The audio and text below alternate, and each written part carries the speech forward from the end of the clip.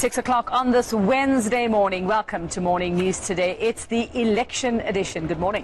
And we're coming to you live from Pretoria at the NEF Centre of the national and provincial elections. Well, from this hub, we'll be crossing to all corners of the country, bringing you all the election news you need to know this morning.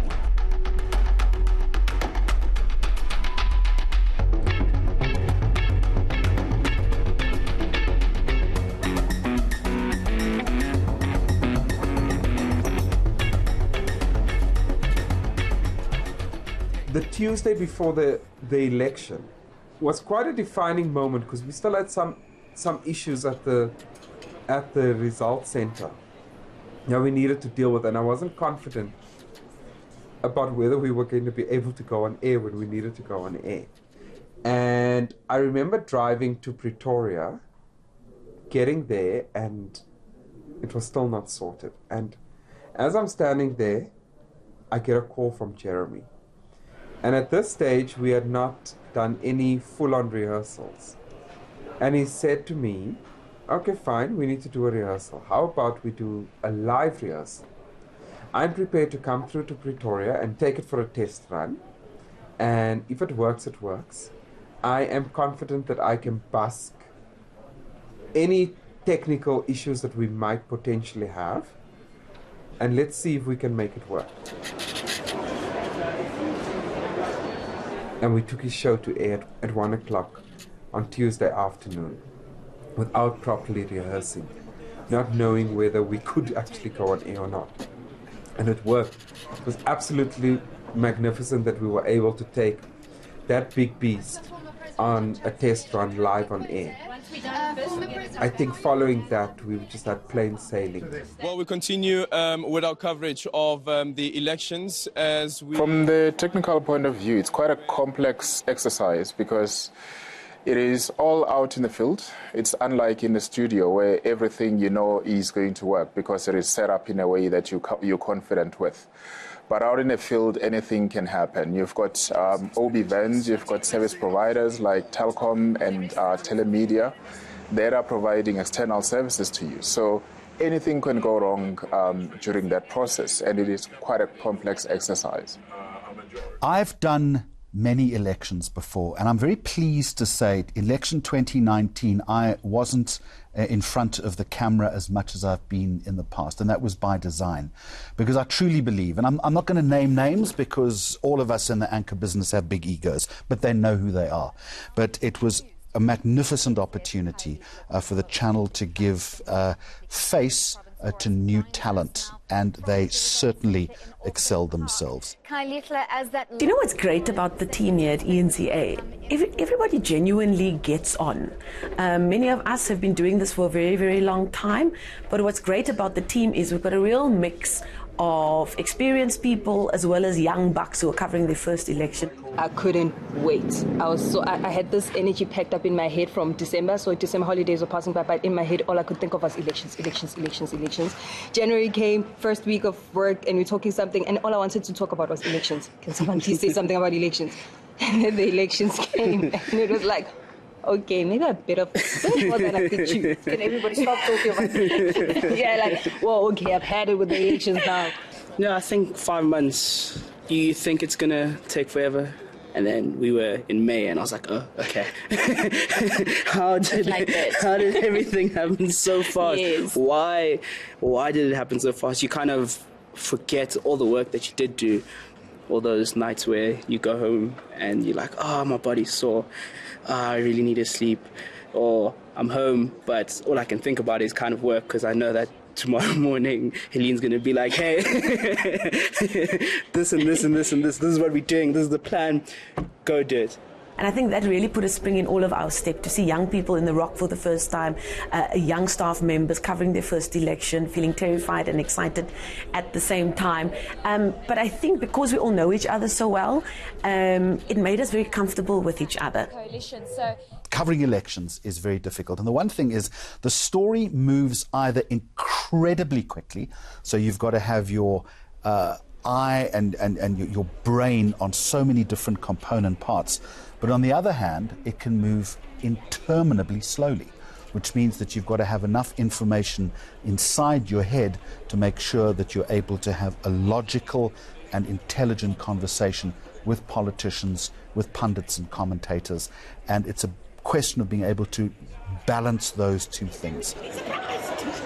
For the first time in the channel's history, we were able to broadcast almost 18 hours of live television from a studio that is not inside this building. I don't think it's ever been done before. We looked great, we sounded great, we had no massive technical issues on air at all. And it's quite difficult to keep a broadcast of that nature for that length of time on air and an outside broadcast facilities. It's just difficult.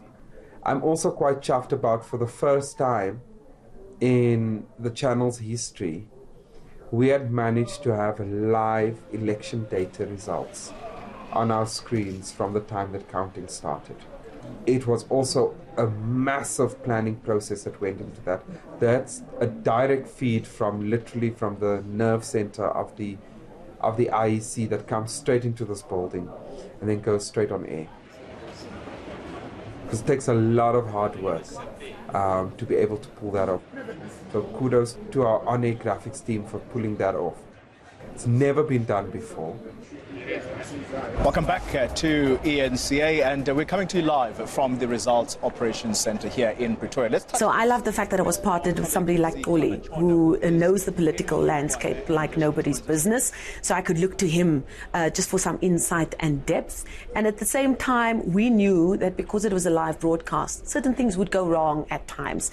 So the funniest for me was we'd get told we're busy with a discussion, and we get told in our ear we've got a live conference that's happening, so we need to cross there immediately, and we'd stop our discussion and we'd cross there, only to get to that briefing and realize it's the end of the briefing. So there were a couple of times that Xoli and I, our timing was just off, that we'd do the crossings and then we realized the person standing at the podium was saying, thank you very much for coming, it's the end of the press conference. But what was great is we were so comfortable with each other that we could make light of it, and we really felt that we were broadcasting to people in their homes, in their offices and in their lounge, and they were on this journey with us and they totally got it. And then you had people like Anneke Larsen, who was on the floor of the rock behind us. We had reporters who were doing very serious jobs in the field. We could also see the lighter moment and the real emotional moment that just 20 odd years into our democracy, people were still getting excitement, and they were all in their fields about still being able to make their mark in a free South Africa. You decided to come here today. Why is it so important for you to be here? It's important because I'm a proud South African citizen. Each and every time when it's time to vote, I'm voting. What is also happening at this voting station, just speaking to people that have come here to cast their ballot, is that they've been waiting for a long time. Just speaking to one lady just behind me who was telling me that she's been standing at the queue for 2 hours. My sister,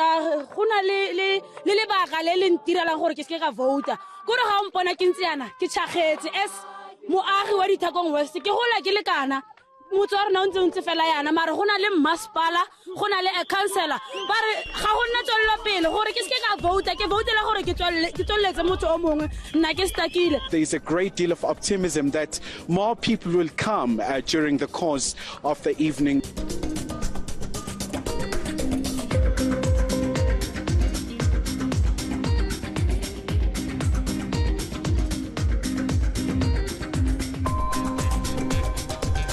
It's 18 minutes after 8 o'clock on this Friday morning. It is still morning news today. We are still here at the IEC Election Results Centre. Of course, the counting of the votes is continuing nationwide. ANC has a comfortable lead with 57%. The DA sits at 20%, followed by the EFF with 10% of the vote. To announce the results for the 6th time in 26th year in a row, the majority party in the National Assembly of South Africa will be the African National Congress with 230 seats.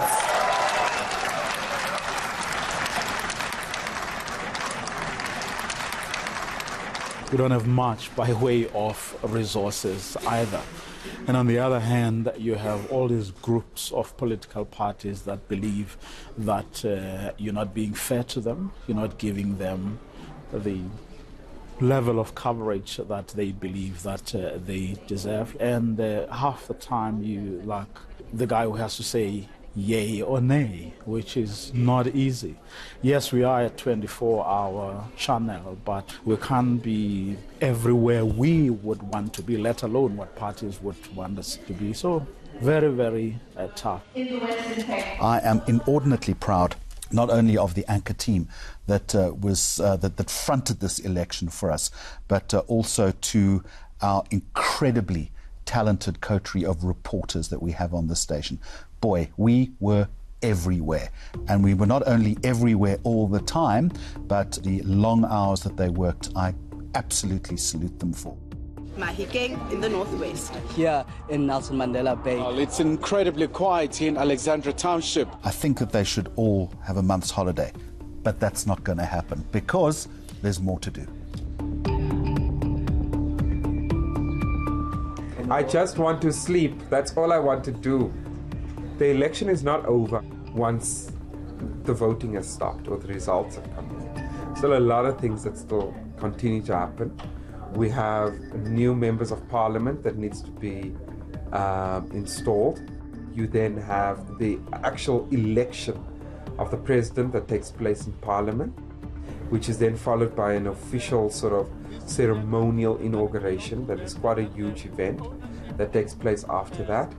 And then you have the second State of the Nation address that happens once the president is inaugurated. So there's quite a lot of events that still take place after the election. At least they are spaced out. At least they give us some time to rest a little bit in between the madness of an election. Why they decided to drop everything. Reporting something like this isn't glamorous. Long hours, often you don't get to eat, or if you get to eat, you're eating too much fast food or big cans of energy drink. But it's the most fun, I think, that anyone in this business can have. If you haven't reported an election before and you're in this business, you're missing something. Man.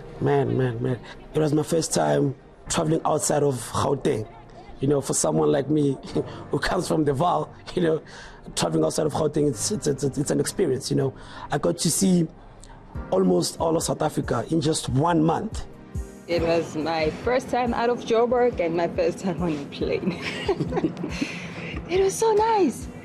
You know, flying for the first time. I remember when the plane took off. Man, oh man, I didn't want to be in there. I felt like, you know what? Stop this plane. I wanna get off. I remember actually looking at Carly's mid-flight, and every time I looked at her, she was just looking outside. My head, literally for the whole 1 hour, 50 minutes, my head was like that. Just outside looking the whole time. I did not remove my seatbelt from when we departed to the landing.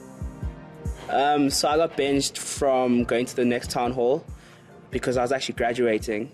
So we had to just dump bluntly for a bit and recruit some new blood. We took Matlati to Durban, who had her first flight, so I had to make sure that everyone knew that it was her first as well. I can't have the spotlight on myself alone. I didn't think it was going to happen. I thought she was just pulling my leg this way. I've seen PE, Cape Town, Northwest, you know, in Mahikeng, Durban, you know, Orania, Kimberley. It was great, and I got to see different types of people from different backgrounds, you know, how people live on a daily basis, to see how people live in dire situations. You know, those are some of the things that took me, you know, like, oh, is this how people really live? Would have known that I would have made it to ENCA, all the hard work that I've put through from high school, that I actually made it to varsity. In my family, I'm actually the first one to go to varsity.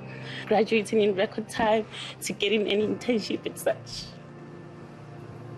a big, reputable company. I just felt like it was a start of many more flights, I don't know, to the world. I just felt like from there's nothing that can stop me. I'm all the way up. With my family, I'm also the first one to actually get on a plane. Little did I know that when I get home, everyone's going to be like, Collie's coming. And I had like literally the whole family. I was like, how, guys?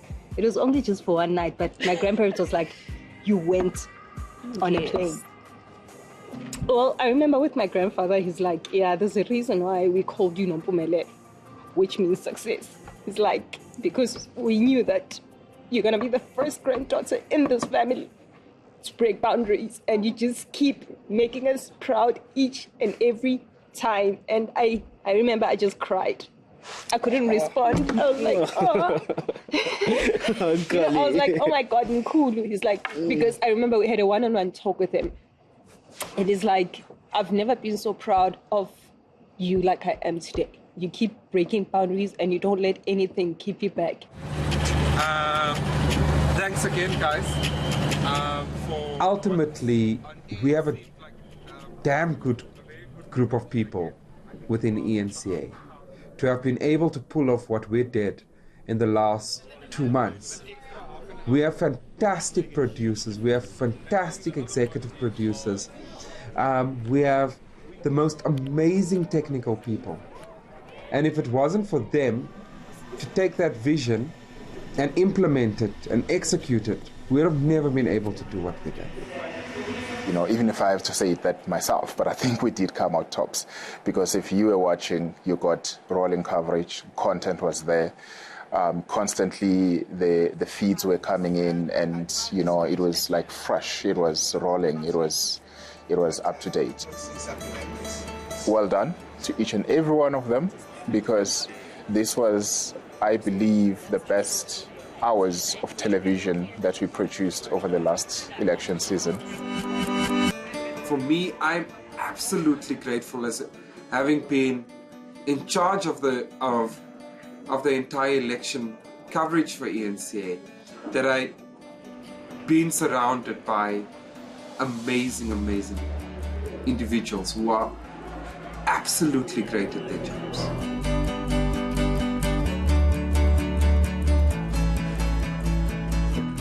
Will we ever do it again? Definitely. I mean, what an experience. I would love to be part of such a game. I'll do it again. Definitely. So, would you do it again? Would you do it again? Yeah, I would definitely do it again. I think that not only ENCA, but all the media played an absolutely vital role this year in holding politicians to account, the Independent Electoral Commission to account, and making sure that we acted as honest advocates for our audience, because that, at the end of the day, is all we can do.